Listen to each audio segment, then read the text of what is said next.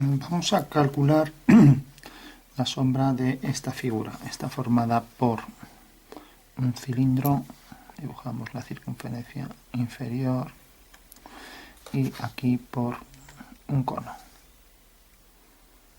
Entonces tenemos el cilindro más el vértice del cono ahí. Si representamos esto en planta y alzado, pues tenemos el cilindro y tenemos el cono.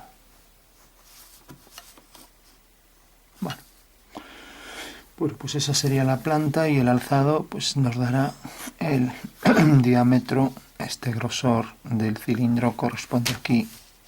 Si bajamos una vertical a esta planta. Bueno, pues ya tenemos la planta y el alzado y podemos calcular las sombras. Y vamos a contrastarlo con otra figura algo parecida y es la siguiente. Y esta ya la ponemos en perspectiva. Tenemos que esta figura ya en asonometría era un cilindro más un cono, algo como esto así. Con lo cual aquí se va a ver una cuestión de ruptura respecto a las sombras, pero si en vez de ser las dos superficies, cono y cilindro, secantes, pues son tangentes con una superficie que las enlaza, entonces para ello dibujamos la forma del cilindro. Vamos a hacer mejor la elipse directamente. Entonces tenemos un cono que es tangente a una superficie tórica, y para dibujar la tórica, que es una forma de donuts, pues hacemos lo siguiente. Dibujamos aquí una elipse tangente al cono. Vamos a poner, por ejemplo, esta. Siguiendo aquí el eje mayor. Esta es la tangente. Ahora hacemos otra elipse mayor. Por ejemplo, esta. Esta circunferencia forma parte también del toro. Esta línea debe pasar por el vértice del cono. Y ahora, una vez que hacemos esto, se supone que este es el centro del toro, o sea, el diámetro del ecuador del toro, y esta misma circunferencia aparecerá otra vez por aquí. Bueno, pues ¿qué tenemos aquí? Si hacemos una generatriz, es una superficie de revolución que tiene aquí un arco tórico y ahora viene por aquí. Un arco tal que si hacemos el alzado de la figura, el toro enlaza las dos mediante tangencia. Eso quiere decir que esta línea y esta no existiría, o sea que un dibujo óptimo de la figura sería algo como esto, y luego la curvatura y luego esto. Vale.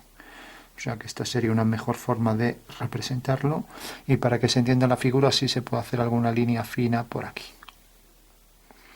Pero eso no puede haber arista, porque arista es cuando hay intersección, como pasa aquí. Aquí sí que habría que marcar claramente. Bueno, entonces si hacemos las sombras de esto, vamos a coger ya aquí, siguiendo esta dirección, el rayo paralelo a la línea de tierra, pues tenemos, vamos a ponerlo aquí así, aquí lo hacemos en esta dirección, por ahí detrás las dos tangentes a la elipse, el vértice este que tiene su sombra, por ejemplo, bajamos por aquí la vertical, que lo tenga aquí, la circunferencia esta proyecta siguiendo la misma dirección, aquí otra circunferencia idéntica, y ahora como estas líneas son tangentes a la curva, habrá que hacer aquí la tangente y la tangente. ¿Qué pasa? Que en este punto de tangencia aquí tenemos que esto se sube una vertical y esta es la zona de sombra, mientras que si ahora desde este punto seguimos la dirección de esta que tenemos por aquí, y ahora lo que hacemos es por aquí seguir la misma dirección, tenemos que este vértice tendría la sombra aquí, y desde aquí hacemos las tangentes a la elipse, ya que sería la sombra del cono, por lo tanto la sombra sale de este punto. Eso quiere decir lo que decíamos, que hay una ruptura, la sombra del cilindro llega hasta aquí y no es coincidente ahora con la sombra del cono que sale más hacia allá. Bueno, Entonces, si llevamos esto aquí al efecto, entonces seguimos por el vértice la dirección del rayo y aquí seguimos también la dirección del rayo. Las dos direcciones del rayo nos van a provocar ahí ya la posición de la sombra del vértice. Se sube, prolongamos, bajamos, ahí está el vértice del cono, ¿vale? Y ahora hacemos aquí lo que decíamos, estas dos tangentes aquí detectan este punto y desde este punto que bajamos aquí hacemos las dos tangentes, ¿vale? Y en estos puntos de tangencia, que se puede calcular simplemente los puntos de tangencia, si tenemos una circunferencia y un punto exterior, unimos los dos, el punto y el centro, hacemos otra circunferencia cuyo centro sea el punto medio, y en este punto es el de intersección, punto de tangencia, desde donde trazo la tangente por donde pasa la polar, que también intercepta aquí el otro punto. Bueno, esa forma de calcularlo, tenemos la sombra de esto. Ahora la sombra de la circunferencia será una circunferencia idéntica que sigue la misma dirección del rayo y que corta aquí. Bajamos este punto, cae aquí, por lo tanto cogemos la misma circunferencia, que creo que era una de estas,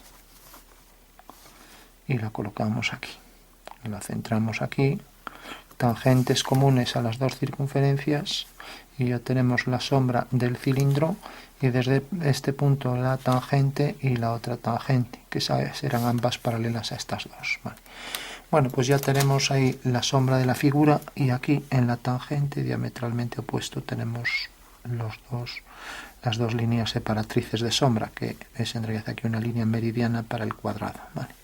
Mientras que los puntos de tangencia estos los subimos aquí arriba y tenemos que la sombra del cono llega hasta aquí. En consecuencia ya tenemos que se proyecta la sombra en el objeto aquí y aquí abajo, aquí mismo. Esta sería la sombra del cilindro.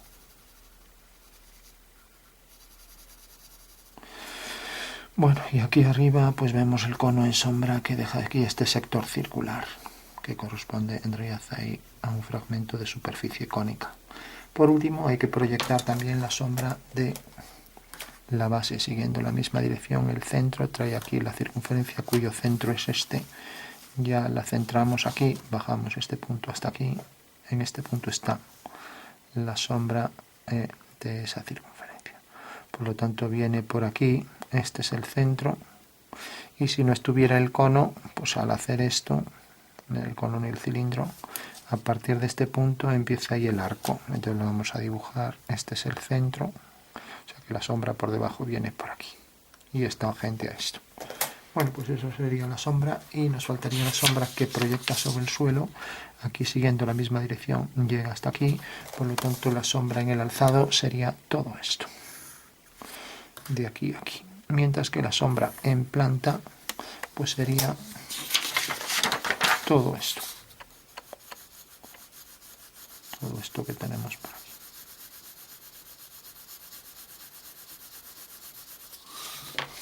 Con lo cual ya podemos remarcar ahí bien sombra propia del objeto sobre la superficie cónica, sobre la superficie cilíndrica y sombra que proyecta sobre el suelo, sobre el plano horizontal, en este caso. Y ahí estaría ya completa la figura. Bueno, quitamos esto, quitamos aquí esta sombra.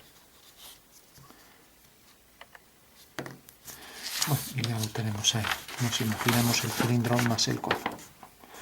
Visto en planta, visto en alzado. Bueno, una vez que tenemos esto, ahora nos interesa, por aquí también vendría la sombra, por detrás, este de aquí. Entonces, es lo mismo, el mismo procedimiento, lo único que ahí cohesionamos con una superficie tangente. O sea que tendríamos el cilindro, ahora un centro, hacemos un arco, corresponde aquí a la sección tórica, sería esta sección del toro, que enlaza ambas superficies. Entonces tenemos el cilindro viene por aquí, es tangente aquí a la superficie tórica y a una altura cualquiera, por ejemplo esta, de ahí sale la línea perpendicular para que sea tangente a este radio, igual que esto lo es a esto. Y este arco tangente hace que estas líneas de transición de superficies no existan. O sea, que esto se da mucho en botellas, que haga algo así, por ejemplo. con lo cual ni esta línea ni esta línea existe. Bueno, pues ¿cuál sería la diferencia? Bueno, hasta aquí todo igual. O sea que tendremos la sombra de esto, la sombra del cono, pero ahora como es tangente ya no hay esa ruptura, no pasa de este punto a esto. Eso quiere decir que cuando hagamos la sombra del cono vendrá por aquí, por ejemplo, siguiendo el mismo procedimiento.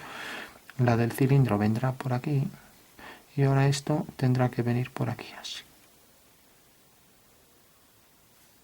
Bueno, ¿cómo se calcula esta sombra? Bueno, para ello se utiliza la esfera directriz, que consiste en esto. Imaginamos aquí un toro, entonces lo definimos por varias curvas. Bueno, vamos a hacerlo a mano, si no, no acabamos. Entonces tenemos aquí la superficie tórica con los anillos que lo definen. Aquí haríamos otra circunferencia, por ejemplo, etcétera, ¿no? Bueno, pues de repente, si yo quiero saber la sombra por aquí, que no es nada sencillo, y también por aquí adentro, ¿por dónde va a venir la sombra? Bueno, lo único que tengo que hacer es considerar una esfera